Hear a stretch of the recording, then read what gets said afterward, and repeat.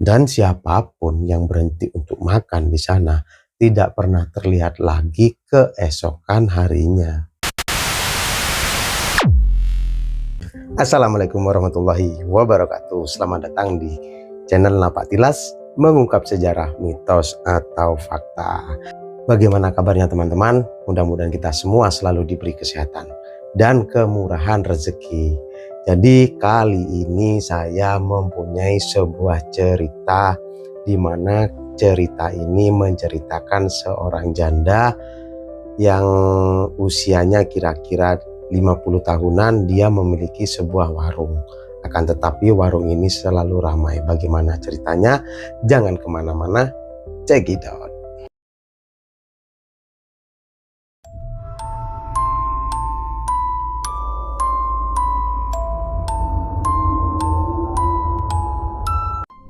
Kisah ini berawal di sebuah desa, teman-teman. Desa yang kecil di pinggiran sebuah kabupaten di Provinsi Jawa Timur.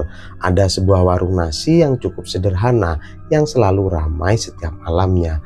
Warung itu berdiri di bawah pohon randu besar di pinggir jalan sepi yang menghubungkan dua kecamatan. Pemiliknya bernama Mak Sarmi, seorang janda berusia 50-an yang dikenal ramah tapi jarang sekali terlihat keluar dari warungnya. Warung Mak Sarmi mulai buka jam 7 malam dan anehnya justru ramai ketika warung lain sudah tutup. Para sopir truk, tukang ojek malam, bahkan warga dari desa sebelah sering mampir ke sana karena katanya nasi rawon buatan Mak Sarmi rasanya luar biasa enak, teman-teman. Tapi ada satu hal yang selalu membuat orang heran, tidak pernah ada bau masakan tercium dari dapurnya. Salah satu pelanggan berkata kepada Mak Sarmi, "Mak, kok nasinya selalu panas terus ya? Padahal malam-malam begini." Mak Sarmi pun menjawab, "Kalau rezeki dari Tuhan, nasi juga ikut hangat, Nak," katanya. "Iya, Mak, tapi tiap makan di sini rasanya kayak ada yang ngawasin dari belakang," ucap pelanggan tersebut. "Ah, itu cuman perasaanmu. Jangan pikir macam-macam kalau makan malam," kata Mak Sarmi. Mak Sarmi selalu menatap ke sudut warung, ke arah tempat sesajen kecil di bawah meja. Tatapannya berubah dingin sejenak sebelum kembali tersenyum. Beberapa warga mulai curiga, teman-teman, karena Mak Sarmi tidak pernah belanja bahan masakan di pasar. Tidak ada yang tahu dari mana ia mendapatkan daging yang ia pakai untuk rawon dan sate yang dijual setiap malamnya. Namun tak seorang pun berani menanyakannya secara langsung, sebab setiap kali ada yang berani mengusik, selalu ada kejadian aneh. Pada suatu malam, seorang pemuda bernama Arman yang baru saja pulang dari luar kota nekat mampir ke warung itu. Ia mendengar rumor dari warga bahwa warung Mak Sarmi bukan sekedar warung biasa, melainkan tempat pesugihan. Ketika sedang makan, Arman melihat bayangan hitam besar melintas di belakang dapur. Ia mengira itu kucing, tapi suaranya seperti hembusan nafas yang berat. "Mak, itu suara apa ya?" kata Arman. Mak Sarmi menjawab, "Makan saja, Nak. Jangan suka tanya yang bukan urusanmu," ucap Mak Sarmi. Arman menelan ludah mencoba cuek, tapi saat sendoknya menyentuh daging, ia terdiam. Daging itu masih hangat dan berdenyut pelan. Dan setelah itu, Arman pun pulang dengan wajah yang pucat. Keesokan harinya warga menemukan jejak kaki besar seperti manusia tapi berkuku panjang di belakang warung Mak Sarmi. Dan sejak malam itu warung tersebut semakin ramai, seolah ada kekuatan gaib yang menjaga rezekinya. Tidak ada yang tahu pasti, teman-teman, bagaimana Mak Sarmi bisa berubah dari janda miskin menjadi pemilik warung yang selalu ramai. Namun menurut cerita orang tua desa itu, semua bermula pada malam Jumat Kliwon sekitar 15 tahun yang lalu.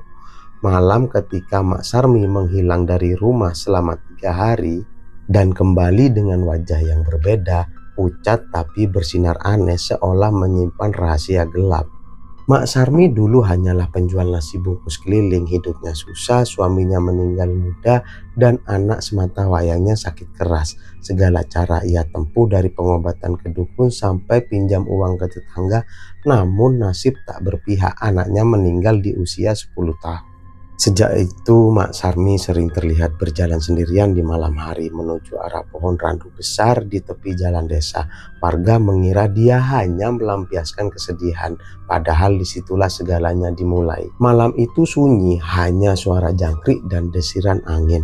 Mak Sarmi membawa kembang 7 rupa, kemenyan, dan segenggam darah ayam yang ia ambil dari dapurnya. Dan Mak Sarmi pun berbisik di bawah pohon, "Kalau benar ada penunggu di sini, aku mohon tolong bantu aku.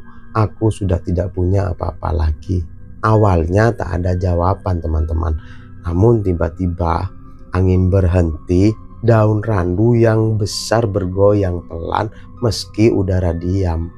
Dari balik batang pohon muncul bayangan tinggi hitam dengan mata merah menyala, suaranya berat dan bergema.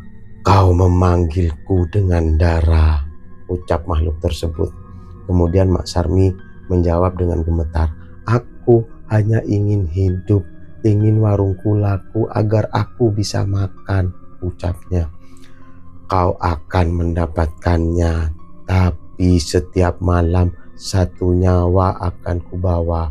Kau hanya perlu memberi sesajen daging segar untukku."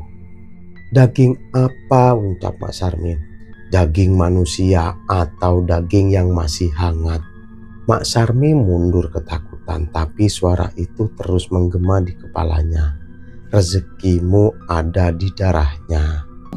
3 hari kemudian Mak Sarmi kembali ke rumah. Tetangga melihat ia membawa satu karung besar dari arah pohon randu. Tak ada yang tahu apa isinya, namun sejak hari itu warungnya mulai ramai. Masakannya selalu hangat, rasanya tiada tanding. Beberapa minggu kemudian seorang pemuda hilang di sekitar warung. Polisi mencari tapi tak menemukan apapun kecuali potongan kain baju yang menempel di akar pohon randu. Sejak malam itu, setiap kali angin lewat di bawah pohon randu, terdengar bisikan lirih seperti suara anak kecil memanggil, "Ma, aku lapar." Dan siapapun yang mendengar bisikan itu di malam hari pasti akan bermimpi makan di warung Mak Sarmi, walau mereka tak pernah benar-benar ke sana. Karena kadang pelanggan warung itu bukan manusia, teman-teman. Kembali ke cerita si Arman ketika makan malam itu, di mana Arman makan di warung itu dengan melihat daging yang berdenyut di piringnya. Pikirannya tak pernah tenang. Setiap kali ia mencoba tidur, ia selalu mendengar suara sendok yang beradu dengan mangkok dan aroma rawon yang sama seperti malam itu. Aromanya tidak enak, bau amis yang bercampur anyir darah. Beberapa hari kemudian rasa penasaran Arman mengalahkan rasa takutnya. Ia memutuskan untuk kembali ke warung Mak Sarmi, kali ini dengan niat menyelidiki dari dekat. Warung itu seperti biasa, terang di bawah lampu kuning, banyak pelanggan duduk diam seolah terhipnotis. Tapi anehnya, Arman sadar tak ada suara obrolan sama sekali. Hanya suara sendok dan langkah kaki Mak Sarmi yang bergerak pelan dari meja ke meja. Arman datang dan berkata kepada Mak Sarmi, "Mak, saya mau lihat dapurnya, boleh?" Mak Sarmi menjawab, "Dapur bukan tempat untuk tamu, Nak. Saya cuman penasaran. Mak, masakannya enak banget, saya mau belajar." "Kamu belum siap lihat yang sebenarnya," ucap Mak Sarmi. Malam itu Arman pura-pura makan di warung hingga pelanggan sepi. Saat Mak Sarmi masuk ke ruang belakang, ia diam-diam mengikuti. Langkahnya pelan tapi jantungnya berdetak sangat kencang. Dari balik tirai lusuh, Arman melihat panci besar mendidih dan di atas meja ada tumpukan daging mentah berwarna pucat kebiruan. Namun yang membuat darahnya membeku, ada tangan manusia yang sudah terpotong di atas telenan, masih meneteskan darah. Arman menahan teriak, tapi tiba-tiba terdengar suara dari belakang, "Kau tidak seharusnya melihat itu." Ternyata Mak Sarmi, teman-teman. Arman tiba-tiba berbalik, wajahnya pucat. Mak Sarmi berdiri di ambang pintu dapur. Matanya tidak seperti manusia. Mata itu gelap tapi berkilat merah di tengahnya. "Aku tidak membunuh siapapun, Nak. Mereka datang sendiri, tertarik oleh aroma warungku. Yang lapar dan yang tamak akan selalu datang," ucap Mak Sarmi. Saat ia berbicara, dari panci yang mendidih muncul asap hitam pekat berbentuk wajah-wajah manusia yang menjerit kesakitan. Arman tersungkur ketakutan. Suara tangisan dan tawa Mak Sarmi bercampur menjadi satu, menggema di seluruh ruangan. Inilah rezekiku dari yang tak kasat mata, kata Mak Sarmi. Arman berlari meninggalkan warung itu, tapi sepanjang jalan pulang ia terus merasa diikuti. Dan ketika sampai di rumah, ia menemukan noda darah segar di ujung sepatunya, entah darah siapa. Dan sejak malam itu tak seorang pun melihat Arman lagi, tapi warung Mak Sarmi tetap buka setiap malam. Dan porsi rawon yang selalu cukup, tak peduli berapa banyak pelanggan yang datang. Setelah hilangnya Arman, warga mulai resah. Rumor tentang warung Mak Sarmi makin menyebar. Ada yang bilang warung itu dijaga jin, ada pula yang mengatakan daging rawonnya berasal dari korban manusia, teman-teman. Namun tak satu pun berani melapor atau menutupnya. Sebab setiap orang yang mencoba selalu celaka sebelum sempat bicara. Beberapa malam setelah kejadian itu, 2 warga ditemukan pingsan di dekat pohon randu. Tubuh mereka penuh lebam dan mereka terus mengigau. Jangan biarkan dia masak lagi, jangan biarkan dia masak lagi. Sementara itu Mak Sarmi terlihat semakin kurus, wajahnya pucat, matanya cekung, namun warungnya justru semakin ramai. Pelanggannya datang tanpa henti, tapi anehnya tak ada satupun wajah yang sama dari malam sebelumnya. Suatu malam saat ia sedang menyiapkan bahan masakan, terdengar suara dari luar warung. Suara itu lirih seperti anak kecil. "Mak, aku lapar." Mak Sarmi kaget. Ia tahu suara itu suara anaknya yang sudah meninggal. Jangan ganggu Mak. Mak sudah melakukan semua ini untukmu." "Mak bohong. Bukan buat aku, tapi buat dirimu sendiri." Tiba-tiba panci di depan Mak Sarmi berguncang hebat, teman-teman. Dari dalamnya muncul tangan hitam panjang, menarik sesajen dan menjatuhkannya ke lantai. Api kompor padam dan suara berat bergema dari balik dinding. "Waktumu hampir habis, Sarmi. Janji harus ditepati. 1 tumbal lagi lalu kau ikut denganku." Mak Sarmi menangis ketakutan. Ia tahu tumbal yang diminta adalah dirinya sendiri. Keesokan malamnya seorang ustadz muda bernama Pak Hasan datang ke warung itu. Ia mendengar kabar dari warga tentang kejanggalan di sana dan ingin menolong. "Assalamualaikum, Mak Sarmi, saya cuma ingin bicara, jangan takut," ungkap Pak Hasan. "Kau tak tahu apa yang kau hadapi, Nak. Ini bukan urusan manusia lagi," kata Mak Sarmi. "Kalau itu urusan jin, maka biarlah manusia yang menutup pintunya," kata Pak Hasan. Saat Pak Hasan mulai melafalkan ayat suci, lampu warung padam tiba-tiba. Suara teriakan menggema dari arah dapur. Pintu bergetar hebat dan dari balik kegelapan muncul asap hitam pekat, teman-teman. "Kau berani menantang perjanjian yang dibuat dengan darah," ucap makhluk tersebut. Ayat suci terus dibaca oleh Pak Hasan, tapi suara itu justru berubah menjadi tawa panjang, memenuhi seluruh ruangan. Mak Sarmi berteriak, menutup telinganya dan pingsan di tempat. Ketika pagi datang, warga menemukan warung itu terbuka lebar. Di dalamnya hanya ada jejak kaki hitam yang mengarah keluar menuju pohon randu. Mak Sarmi hilang tanpa jejak dan di dapurnya panci besar masih mendidih meski tak ada api di bawahnya. Konon katanya 1 tumbal terakhir belum diambil dan siapapun yang lewat di bawah pohon randu setelah tengah malam bisa jadi gantinya. Setelah malam penuh kegelapan itu, Mak Sarmi menghilang tanpa jejak. Warungnya dibiarkan terbuka, namun tak ada satupun warga berani masuk. Mereka hanya berani melihat dari kejauhan, di mana asap hitam masih keluar pelan dari dapur meski tak ada api. Selama beberapa minggu, teman-teman, warung itu dibiarkan kosong, namun di malam-malam tertentu lampu warung tiba-tiba menyala sendiri. Rasa bersalah terus menghantui Pak Hasan, ustadz muda yang sempat mencoba menolong Mak Sarmi. Ia yakin arwah Mak Sarmi belum benar-benar pergi. Dengan beberapa warga, ia kembali ke lokasi warung dan membawa air doa serta ayat-ayat ruqyah. Begitu mereka tiba, udara berubah dingin, lampu-lampu di sekitar warung berkelip-kelip dan bau amis menyengat menyeruak dari dalam. Bismillah, kalau kau masih di sini, Mak Sarmi, biarlah malam ini kami kirim doa agar kau tenang, kata Pak Hasan. Namun sebelum ayat ruqyah selesai dibaca, suara panci bergemericing sendiri dari dapur.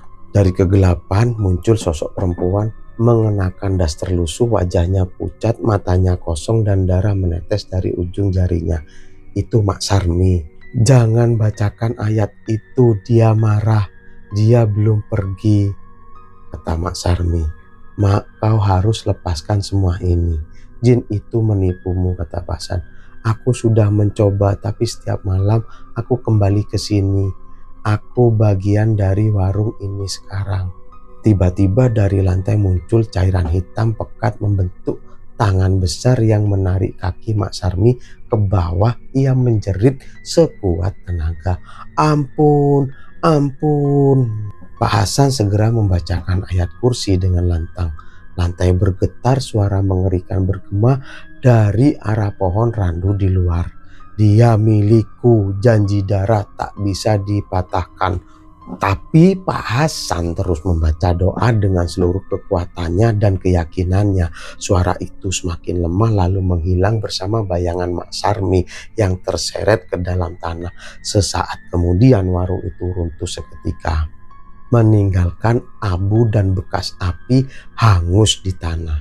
Keesokan harinya warga menemukan di bawah pohon randu sebuah mangkuk rawon berisi tanah dan tulang kecil. Tak ada yang berani menyentuhnya. Pemerintah desa akhirnya menutup lokasi itu dengan pagar bambu dan memasang papan bertuliskan dilarang berjualan di area ini. Namun hingga kini setiap malam Jumat Kliwon, beberapa sopir truk yang lewat di jalan itu bersumpah pernah melihat warung kecil dengan lampu kuning menyala. Dan di dalamnya tampak seorang perempuan tua tersenyum menawarkan rawon panas dengan suara yang lembut. Mampir nak, nasinya masih hangat, baru dimasak. Dan siapapun yang berhenti untuk makan di sana tidak pernah terlihat lagi keesokan harinya.